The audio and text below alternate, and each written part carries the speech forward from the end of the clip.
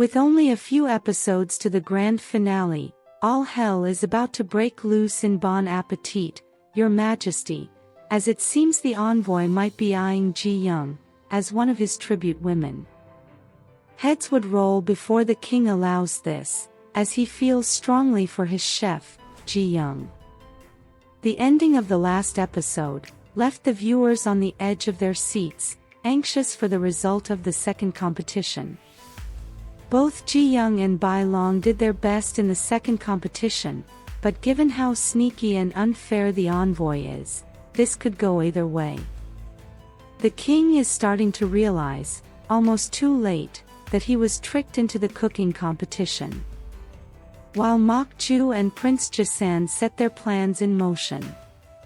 Prince Jasan aims to depose the king and take over his throne, while Mokju wants JiYoung eliminated by all means.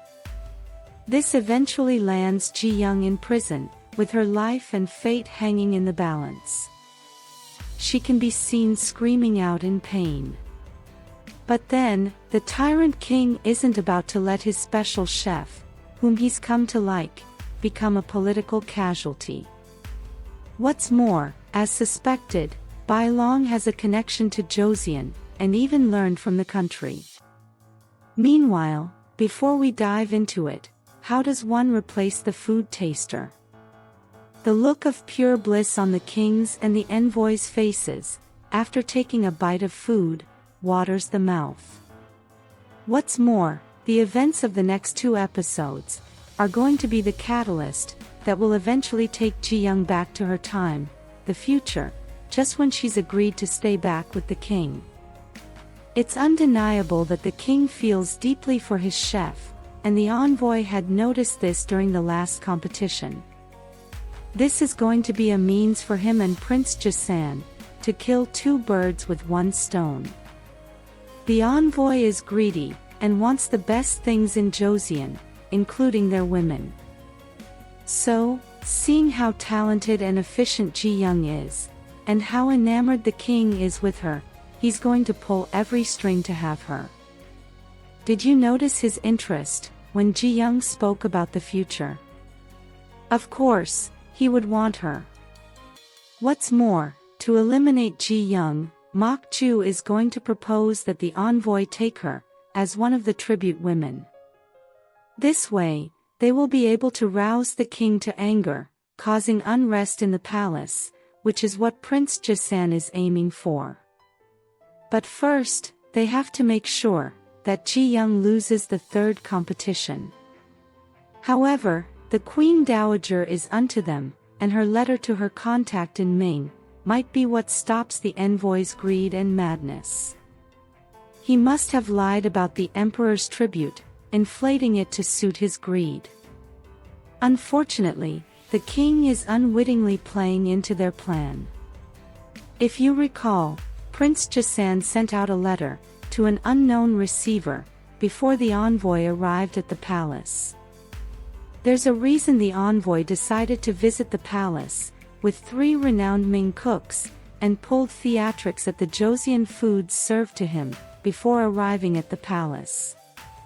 All these were planned to take more from Joseon, and serve as a means for Prince Jasan's coup. Song Jae had warned the king about the envoy's hidden intentions, but the king's trust in JiYoung's culinary skills, and his misinterpretation of her sign, landed them where they are today. Poor JiYoung hasn't had a day of rest since she arrived at Joseon, and things are going to escalate and spiral downward in the next episode. The king isn't making things easy, as it makes no sense that he made such a consensus, that if all 3 rounds of the competition end in a tie, it equates to a win for the Mings, knowing that soup, which is the last theme of the competition, is the Ming strong suit. On the other side, this shows his complete trust in JiYoung's culinary skills. Maybe, he's unconsciously starting to realize that she's truly from the future. The result of the 2nd round of the competition is uncertain. Bailong and JiYoung did their best. However, the king and the envoy agreed for the first time since the envoy arrived at the palace, when they tasted JiYoung's food. They both agreed that it was the greatest taste on the land. But then, despite shedding tears of bliss, when he tasted JiYoung's food, the envoy could still pull some tricks. This round might also end in a tie, seeing as the king is worried about the third round. The last episode explained why Bailong is fair and neutral. He found the ultimate taste in Joseon, and even trained in the country for 5 years. The country made him who he is. It's obvious that he's only interested in food, and not the envoy's politics. This was why he alerted Jae to the danger to JiYoung's life. The envoy was mortified to learn that he spoke the Joseon language. If you recall, when he was plotting with ENG, he asked him to speak the Joseon language, thinking that Bailong couldn't understand the language. This means that the envoy can also speak the language. Meanwhile, as I speculated in the last video, Cook Man-soo was training Gil-jeom to take his place. As a cook, and with Joseon's future at stake, he couldn't bring himself to carry out Mokju's order, despite his mother's fate lying in the balance. He found the best way to appease Mokju, by technically removing himself when he was most needed. Mokju asked him to ensure that they lost the competition, and since he was known as the cook with the best knife skills, he removed himself at a crucial time for the team. Had he not trained Gil-jeom, JiYoung would have had a tough time, seeing as their time was almost up. But then, Mokju's minion had seen the silent communication between him and JiYoung. This is bound to spell trouble for him. Good thing he's still involved in the last leg of the competition. At least JiYoung now knows that Prince Jasan and Mokju want her to fail. What's more, the Queen Dowager is starting to suspect Prince Jasan, after hearing of his theatrics. I wonder how the king could let that easily slide. This should have told him more than he needed to know. Even JiYoung is beginning to keep an eye out for him. The jester, Gong Gil, is yet to let the king know that his uncle is raising an insurrection against him. Meanwhile, after the competition, the king privately seeks JiYoung out to check on her wrist. He had cared for her wrist when the injury happened, but he was worried, seeing how it disturbed her during the competition. This makes him regret risking her and the future of Joseon on a cooking competition. This is going to be one of those rare moments for JiYoung and the king, as JiYoung reassures the king. What's more, the craftsman is yet to bring the lid of the pressure cooker, as he'd promised. He said he'd bring it to the palace before it's needed, but he's nowhere to be seen. The craftsman had been surprised to learn that the man, whom he had thought to be the king's secretary, Jae, was the king.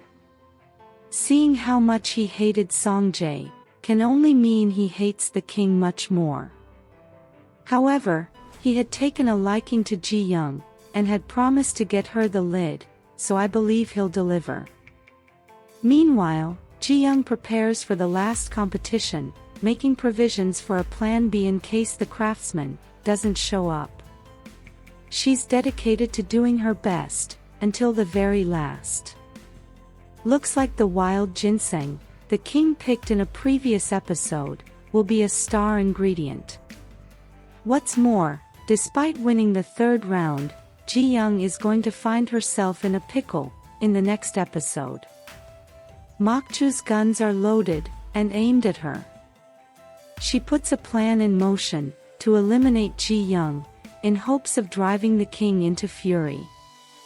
The look of surprise on JiYoung's face is unmistakable.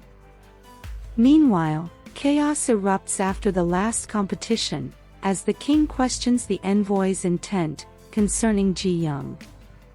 Poor JiYoung is scared out of her senses, as despite winning the competition, an incident lands her in prison. The king has to face the op by his side. JiYoung can be seen screaming out in pain. Not caring about the fallout, the king goes to get his special chef. The fury in his eyes is unmistakable. With all these conflicts and competitions, I wonder when the tyrant king and his chef will eventually have a moment to themselves. The third competition is bound to be JiYoung's last, as everything is spiraling out of control. The Queen Dowager might be the one to de-escalate the whole situation. The episodes after the third competition are bound to focus on JiYoung's fate and how she'd return home. On a scale of 1 to 10, how anxious are you for the next episode? Let us know your thoughts in the comments section below. If you enjoyed this content, please give it a thumbs up, share it, subscribe, and turn on your notification bell for all things wonderfully K-drama. Thanks for watching, bye.